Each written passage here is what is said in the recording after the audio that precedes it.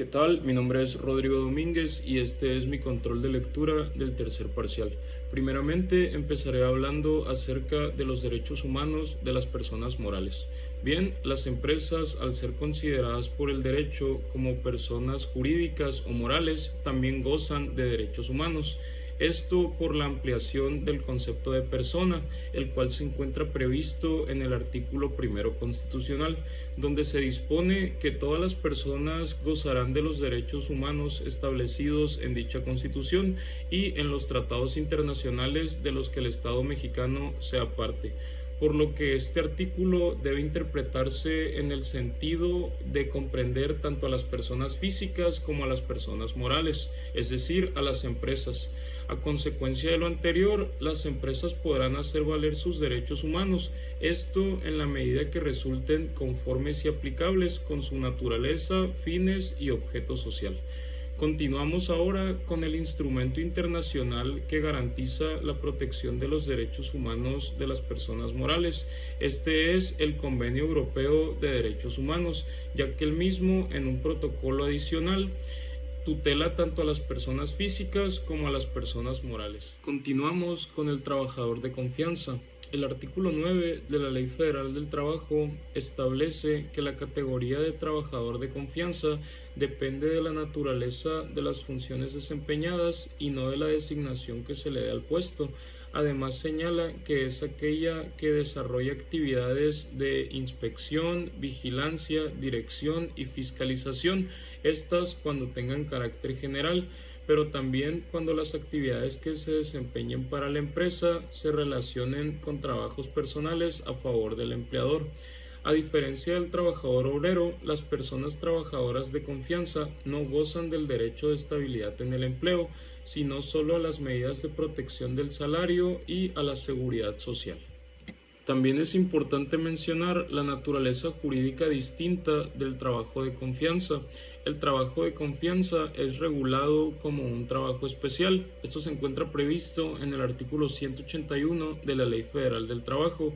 En los artículos siguientes, que es del 182 al 186, se nos habla ya del trabajo de confianza y se establecen diversas cuestiones. Por ejemplo, se fija que las condiciones de trabajo de los trabajadores de confianza serán proporcionadas a la naturaleza e importancia de los servicios que se presten y no podrán ser inferiores a las que se rijan para trabajos semejantes, esto dentro de la misma empresa o establecimiento. Otro punto importante es que se establece que los trabajadores de confianza no podrán formar parte de los sindicatos de los demás trabajadores.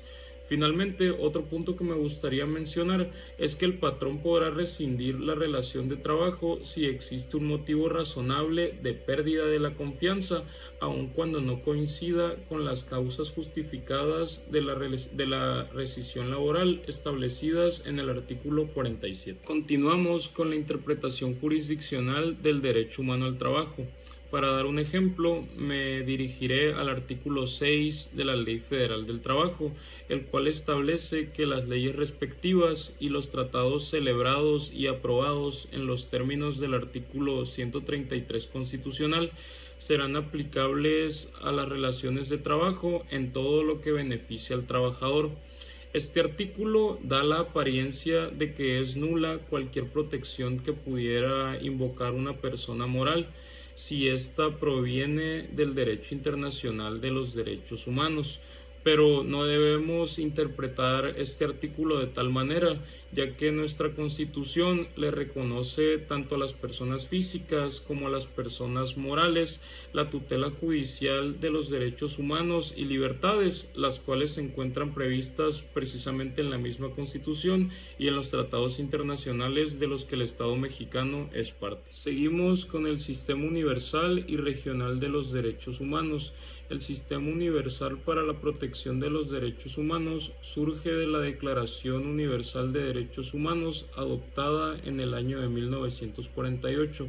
Desde entonces ha sido desarrollado un cuerpo normativo bastante sólido, con diferentes órganos encargados de promover los derechos humanos, el cual tiene facultades para vigilar y exigir el cumplimiento de tales derechos por parte de los estados.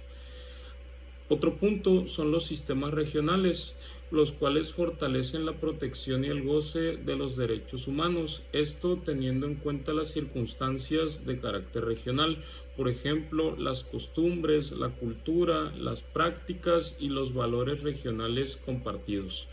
Finalmente, llegamos al diálogo jurisprudencial, que es la interacción entre las altas cortes y los tribunales regionales de derechos humanos, por medio del cual se puede citar o ser citado, invocar o ser invocado, así como ser referente.